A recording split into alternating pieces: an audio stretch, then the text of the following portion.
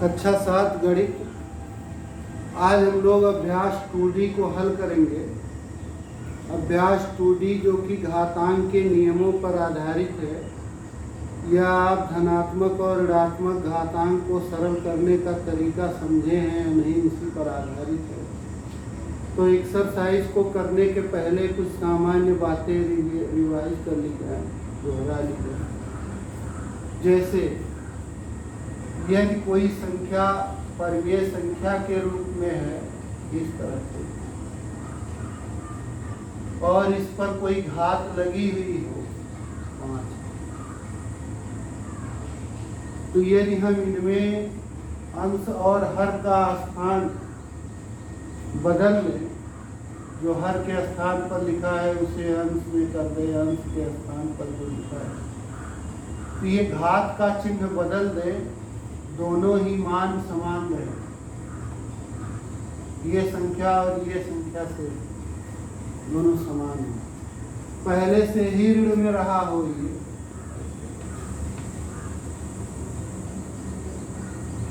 तो इसको 6/7 के बजाय 7/6 कर दे, परंतु ये घात का चिन्ह ऋण से धन कर दे, तो इस संख्या का मान और इस संख्या का मान एक समान रहता है। इसको इसके बराबर, इसको इसके बराबर, इसे इसके बराबर या इसे।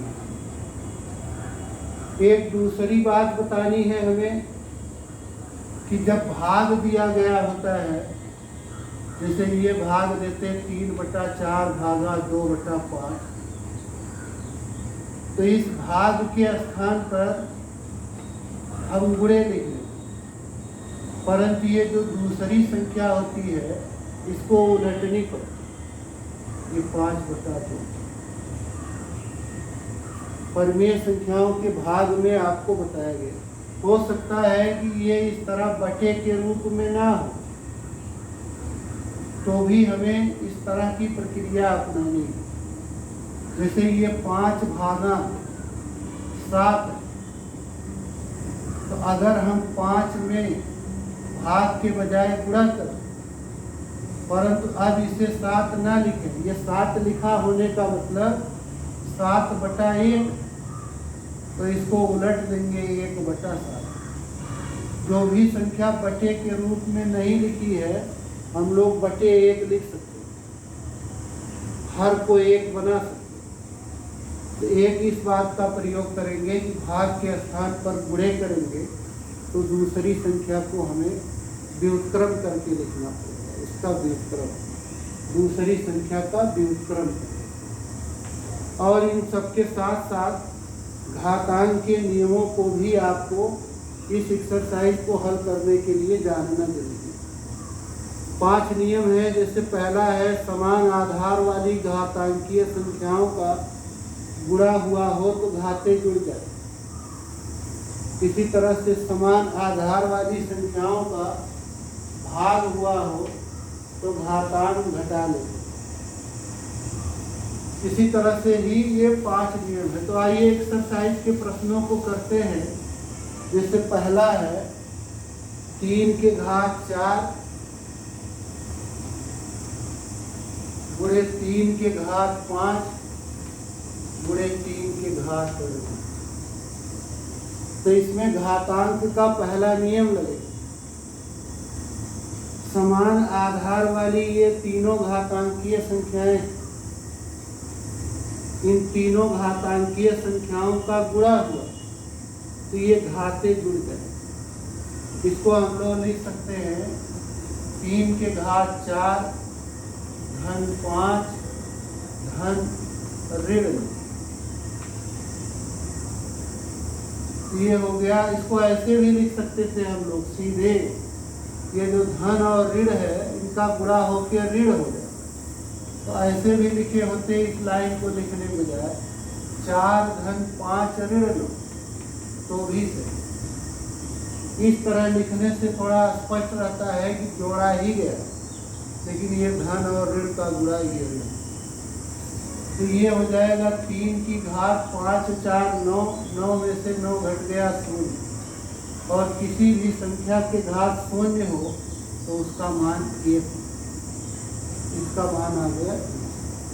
दूसरा है 2 की घात 2/3 की घात 2 गुणे 4/9 की घात 2 गुणे 2/3 की घात ऋण 4। इसको सरल करें तो इसको हम लोग ऐसे लिख दें 2/3 की घात 2। इस 4/9 को हम लोग लिख सकते हैं 2/3 का वर्ग। 2/3 गुणे 2/3 आप करेंगे तो 4/9 ही आए। यानी 4/9 क्या है वास्तव में? ये 2/3 के घात 2 का मान। तो इस 4/9 की जगह पर लिख सकते हैं 2/3 का वर्ग। और उस 4/9 पर घात 2 लगा था, इसलिए इस पर घात 2 लगा। ध्यान दीजिएगा 4/9 के स्थान पर है ये 2/3 का। और इस 4/9 पर वर्ग लगा था तो 4/9 ये लिख करके इस पर वर्ग लगा गुणे 2/3 के घात 4। अब घातांक का एक नियम पढ़ेगा, यदि घात पर भी घात तो घातों का गुणा हो जाए। ये घाते हम पूरे की घात है तो इन घातों का गुणा हो जाए। तो उसी आधार पर यहाँ घात 2 और 2 का गुणा होके 4 हो जाए। ये 2/3 के घात 4, फिर 2/3 के घात 4। अब देखिए ये समान आधार वाली घातांकीय संख्याओं का गुणा है। घातांक का पहला नियम लागू हो। इसका भी इस घातांकीय संख्या का आधार हो गया 2/3। जिस पर घात लगा हो वो आधार है। तो इसका भी आधार 2/3, इसका भी आधार 2/3, इसका भी आधार 2/3। तो घातें जुड़ जाएंगी। समान आधार वाली घातांकीय संख्याओं का गुणा हो तो उसी आधार को लिख करके घातों को लोग जोड़ें। एक घात है 2, एक घात है 4, एक घात है 2। तो ये हो गया 2/3 के घात 4। 2 6 में से 4 घट जाएगा और 2/3 के घात 2 का अर्थ हुआ 2/3 गुणे 2/3 क्या आ जाएगा 4/। तीसरा 1/2 घाते 2।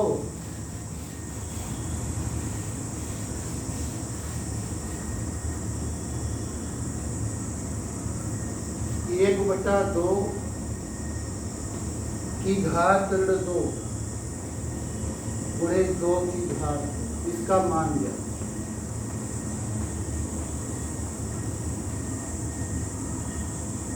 तो यदि हम इस 1/2 को 2/1 कर दें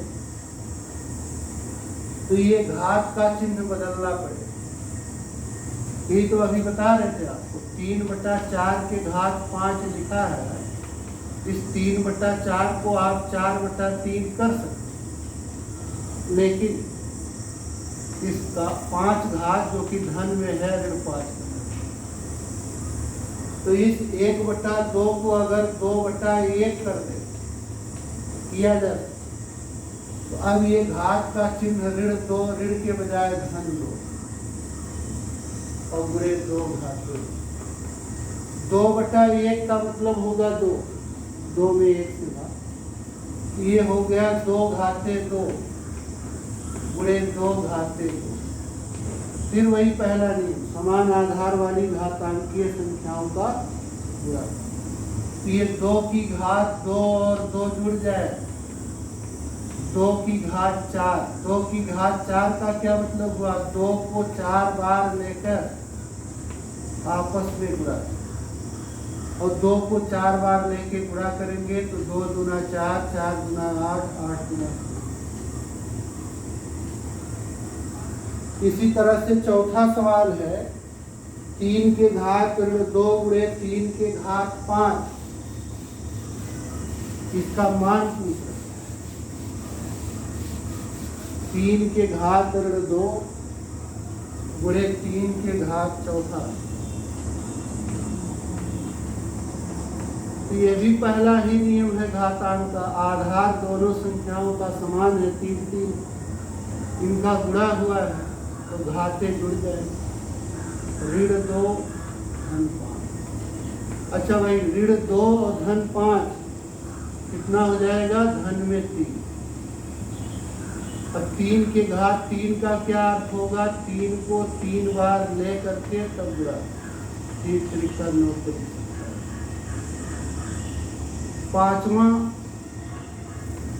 पांचवा में कई भाग है। जैसे पहला है 1/3 के घात ऋण 2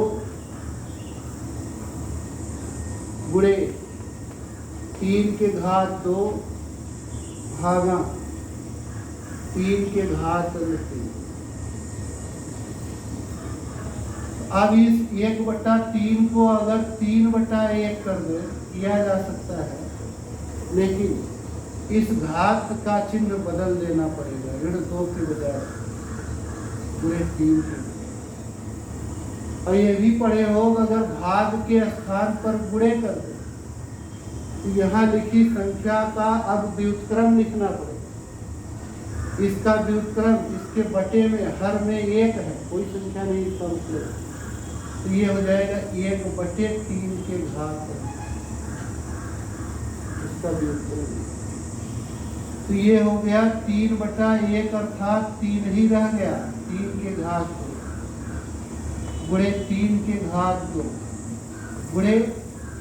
अब ये देखिए पढ़े आप, अगर इस हर को अंश में ले चले, यहाँ ले आने 1 के साथ ऊपर, तो घात का चिन्ह बदल जाएगा। ऋण 3 के बजाय धन 3।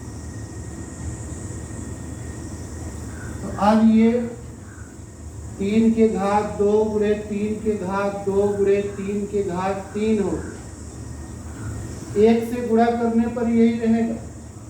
3 के घात 2 गुणे 3 के घात 2, 1 से गुणा करने पर संख्या होगी। अब पहला नियम लग गया, समान आधार वाली घातांकीय संख्याओं का गुणा हुआ है, इसलिए घाते जुड़ जाए। और घाते जोड़ दें तो 2 2 4 और 3 7। तो ये कितना हो जाएगा? इसका मान 3 की घात 7। ये हो गया 3 की घात 2।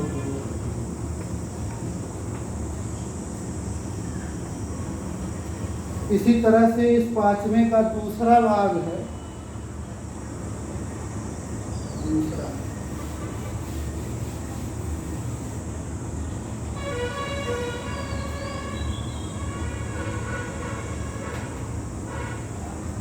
यदि आपको घातांक के नियम भाग करने का इस प्रकार का तरीका, संख्या को उलट देने पर घात का चिन्ह बदल जाता है, ये प्रक्रियाएं नहीं मालूम तो सवालों को करने में समस्या है। 7 के घात 4 गुणे 1/7 के घात 3 भागा 7। तो इसे लिख सकते 7 के घात 4। अब इस 1/7 को अगर 7/1 कर दे कर सकते, लेकिन घात का चिन्ह ये धन 3 लिखा है तो ऋण 3। एक इसको भी इसी समय सरल करें। ये 7 लिखा होने का अर्थ है 7/1 लिखा। तो अगर हम इस भाग के स्थान पर गुणे करें तो जो 7/1 लिखा है, अब 7/1 नहीं लिखाएगा, 1/7। तो ये हो गया 7 की घात 4। 7/1 का मतलब 7, इस 7 के घात ऋण 3। और यहाँ ये जो 7 लिखा है, इसका मतलब कि 7 की घात 1 लिखा। इस संख्या पर कुछ भी घात ना लगी हो, एक घात लगाया जाए संख्या के मान पर। तो अब इस 7 घाते 1 को हर से अंश में ले चले, ये 7 के घाते ऋण 1, ये लिखना था गुणे 1 गुणे 7 घाते ऋण 1। तो एक का गुणा करने कोई प्रभाव नहीं पड़ता, इसलिए इसे सीधे मैंने ले लिया था। फिर पहला नियम, समान आधार वाली घातांकीय संख्याओं का गुणा है, इसलिए घाते जुड़। ये 4, ये 3, ये 4, 7 के घात 4 ऋण 3 ऋण 1 ऋण 4, 4 ऋण 4, 7 के घात 0, किसी संख्या घात 0 हो तो उसका मान ये। तीसरा भाग, पांचवें का तीसरा, 3 के घात 0 धन 3 के घात ऋण 1 धन 3 के घात ऋण। अब की गुणे और भाग नहीं, तो ये 3 के घात 0, किसी संख्या के घात 0 हो तो उसका मान है। और इस धन 3 घाते ऋण 1 है, इसको अंश से हर में कर दें, अर्थात 1 बटे कर दें, तो घात का चिन्ह बदल करके 3 की घात धन 1। इसी तरह से यहाँ भी ये इस अंश वाली संख्या 3 घात अंश में क्यों मानना है, क्योंकि उसके बटे में 1 लिख सकते हैं। जब इसे 1 बटा करेंगे तो 3 की घात 2, 1 धन 1 बटा 3 घाते 1 माने 3 घाते 2 माने 3 गुणे 3, 3 तरीका 9। अब इसे जोड़ना है, 1 का बटा 1 है, 1, 3 और 9 का लासापा ज्ञात करेंगे, 9 आए। 1 से भाग देंगे 9 में तो 9 हो जाएगा, 3 से भाग देंगे 9 में तो 3 आएगा, उसका गुणा इसमें करेंगे। इसी तरह 9 करेंगे, 9 3 12 1 13 होता है। चौथा भाग, पांचवें का चौथा, 3 के घात 3 के घात 3 भागा 3 के घात 25 गुणे 3 के घात 4 के घात 4। तो इसमें घातांक का तीसरा नियम लगेगा कि यदि घात पर भी घात हो तो घातों का गुणा हो जाए, तो इन दोनों घातों का गुणा हो जाएगा। 3 की घात 9, ये 3 की घात 25, इन घातों का भी गुणा हो जाएगा। 4 चौक 16, 1 की घात नियम पूरे की घात नियम बराबर 1 की घात नियम पूरे। अब ये 3 की घात 9, इस भाग के स्थान पर हम यहाँ वाले भाग के स्थान पर गुणे लिख सकते हैं, लेकिन इसे चेंज करना, 1 बटा 3 के घात गुणे 3 के घात। तो देखिए 3 के घात 9 गुणे 1 गुणे 3 के घात 16, ये अंश में 1 का गुणा करने पर कोई प्रभाव नहीं पड़ेगा, तो अंश में यही भर बचा।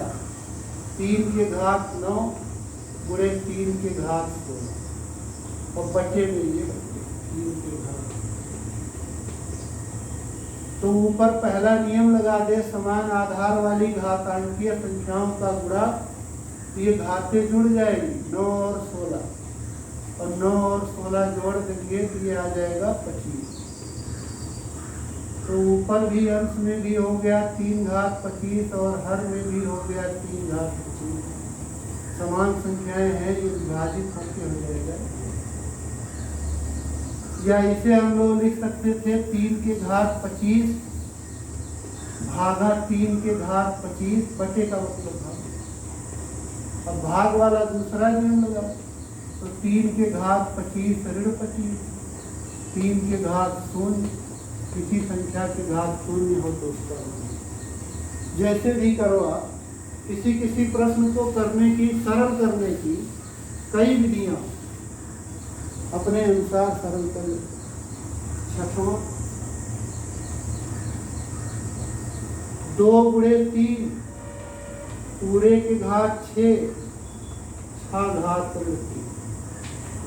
ये अंदर ब्रैकेट के भीतर गुणा कर दे तो 2 3 6 हो, 6 की घात 6 गुणे 6 की घात। समान आधार वाली घातांकीय संख्याओं का गुणा, घाते जुड़ जाएंगे 6 ऋण 3। ये हो गया 6 की घात 3। 6 की घात 3 का अर्थ है 6 को 3 बार लेके गुणा। भाई ध्यान दीजिएगा, इसको आप कभी भी जल्दी में इस तरह मत कर दीजिएगा छात्र इकट्ठा। ये पहले 6 और 6 का गुणा होगा 36, फिर 36 का गुणा 6 में होगा तो ये हो जाएगा 32। 7वां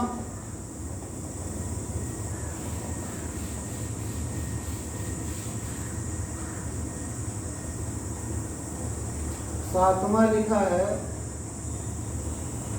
4 गुणे 5 पूरे के घात ऋण 2 भागा 1/10 पूरे के घात 2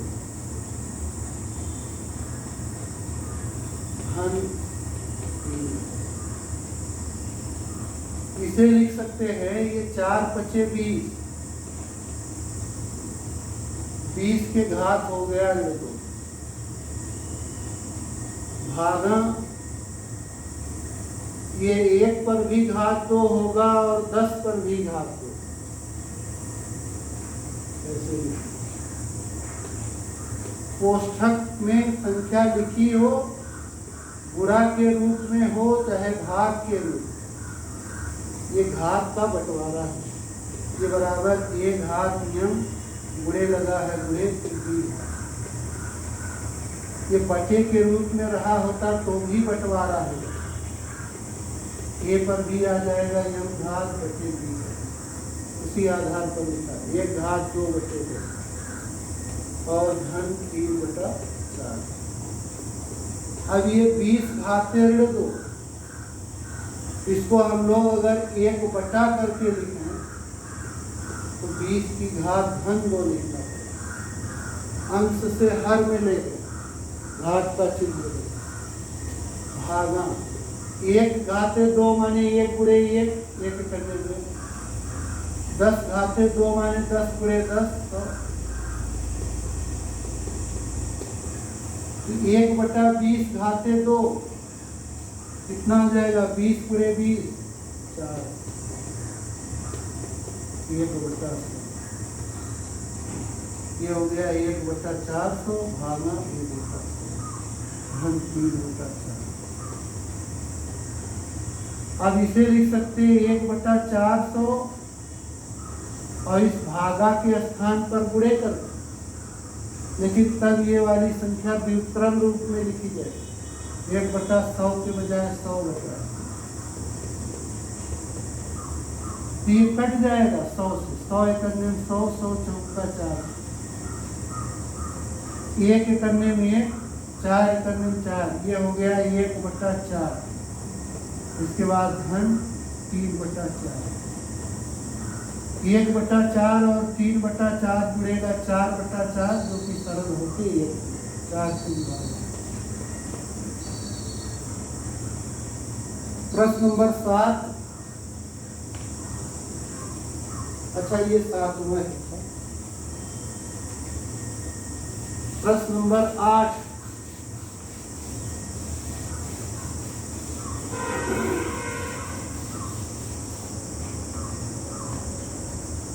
है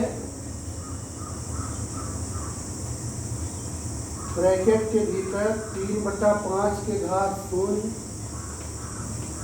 धन 3/5 घात 1 धन 3/5 घात 2 भागा 7/5 घात।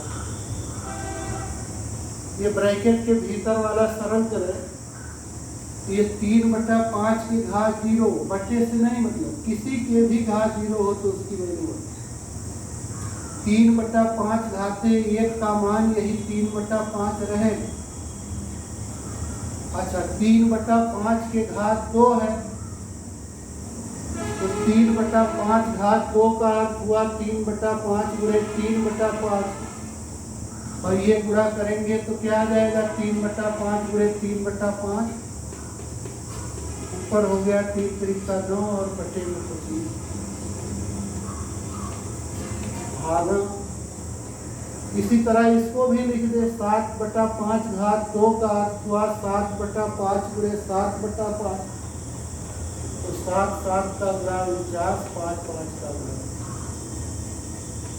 अब ये इस ब्रैकेट के भीतर भिन्न जोड़ना, इसके बटे में हम लोग 1 लिख सकते हैं। 1, 5 और 25 का लासापा ज्ञात करेंगे, 25 है। इसके बटे वाले 1 से भाग देंगे 25, 25 का गुणा 1 में 25, 5 से भाग देंगे 5, 5 का गुणा 3 में 15, 25 से भाग देंगे 1, 1 का गुणा 9, भागा 49। तो ये हो गया कोष्ठक के भीतर की संख्या को सरल करते। ये हो गया 25 और 15 40 और 9 49, 49/25 भागा 49। इसको हम लोग अब सीधे लिख सकते हैं, उसी संख्या में उसी से भाग देना है 1 आ, या ऐसे कर ये 49/25 इस भाग के स्थान पर गुणे लिख। तो अब इस दूसरी संख्या का व्युत्क्रम लिखना, हम 49 से ये दोनों विभाजित हो जाएगा 25 से 1 के करने में 1/1 के करने में। और अंतिम सवाल है 9वां, निम्नांकित को सरल की। ये लिखा है 2 की घात ऋण 2 ऋण 2 की घात ऋण 3 ऋण कोष्ठक में 2 घात ऋण 2 ऋण 3 के घात ऋण। कई विधियों से इसे सरल किया जा सकता है, सरल करने का तरीका सबका अलग है। जैसे ये 2 घाते ऋण 2, इसे 1 बटे करके कर दे तो 2 की घात है। ऋण 2 घाते ऋण 3 बटे में कर दे तो 1/2 घाते से अंश से हर कर। ऋण 2 घाते ऋण 2 1/2 घाते 3। ऋण 3 घाते ऋण 2 1/3 घाते। तो 1/2 घाते 2 2 गुणे 2 1/4। ये 2 घाते 3 है, 2 गुणे 2 गुणे 2 8 आ जाए। यहाँ 1/4, ये 1/4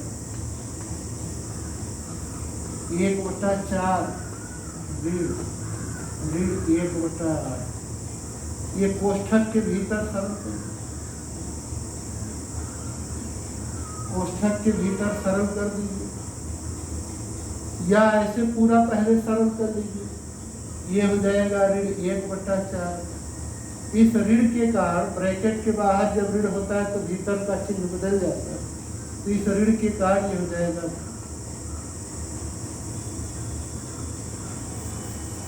अब इसे लिख सकते हैं 1/4। देखिए इस कोष्ठक के बाहर पुनः ऋण है, तो कोष्ठक के भीतर के सारे चिन्ह फिर बदलेंगे। इस ऋण को लिखना पड़ेगा धन, इस ऋण को धन और इस धन को। ये दोनों जोड़ दें 1/4 1/4, ये हो गया 2/4 धन 1/8।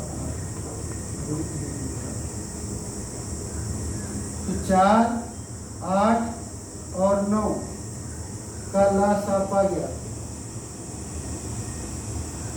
4, 8 और 9 का लासापा कितना आएगा? 72।